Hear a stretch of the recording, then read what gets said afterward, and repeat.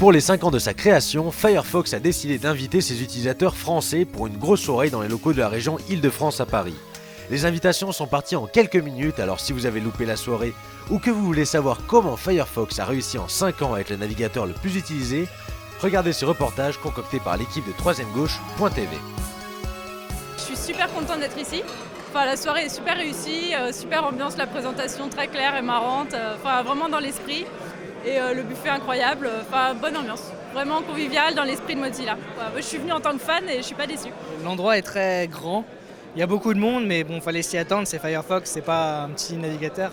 On fête les 5 ans de Firefox, ça méritait bien une petite fête parce que quand on voit d'où on est parti avec une poignée de permanents et quelques douzaines de bénévoles et qu'on arrive là, 330 millions d'utilisateurs plus tard, 25% de part de marché, Firefox traduit en 75 langues.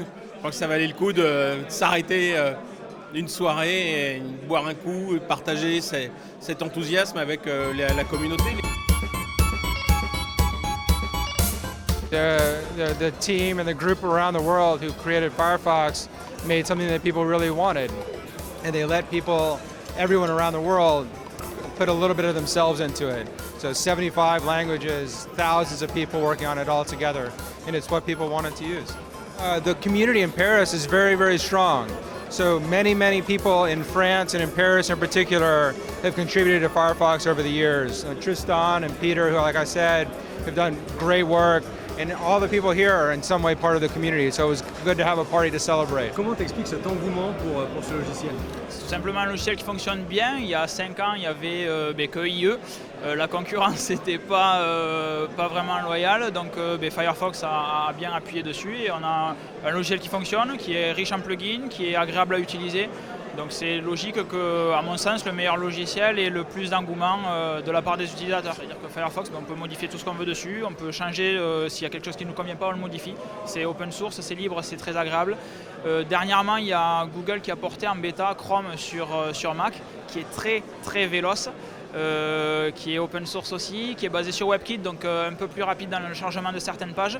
Donc là actuellement sur le MacBook, sur l'iMac, les deux sont en concurrence, mais ça va quand même largement à Firefox qui est plus abouti depuis la bêta 3.6, qui rattrape son retard sur Chrome pour moi.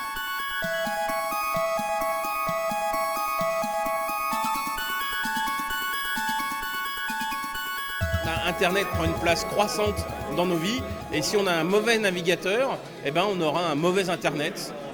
Et donc il faut faire un meilleur navigateur et on s'est mis ensemble et ça a donné ça et les gens on dit oui mais c'est ça qu'il faut faire, il faut prendre notre destin numérique en main, il faut se lancer et puis voilà, 75 langues. Alors dans notre programme aujourd'hui on a la sortie prochaine de Firefox 3.6, ensuite Firefox pour mobile, puis aussi Thunderbird 3 qui est un client de messagerie. Sur Firefox 3.6 ça va être encore plus de rapidité. Firefox va pouvoir faire de nouvelles choses. Donc les développeurs web vont pouvoir inventer des nouvelles applications. Mais dans une version future, on aura par exemple quelque chose qui s'appelle WebGL, qui est la 3D dans le navigateur.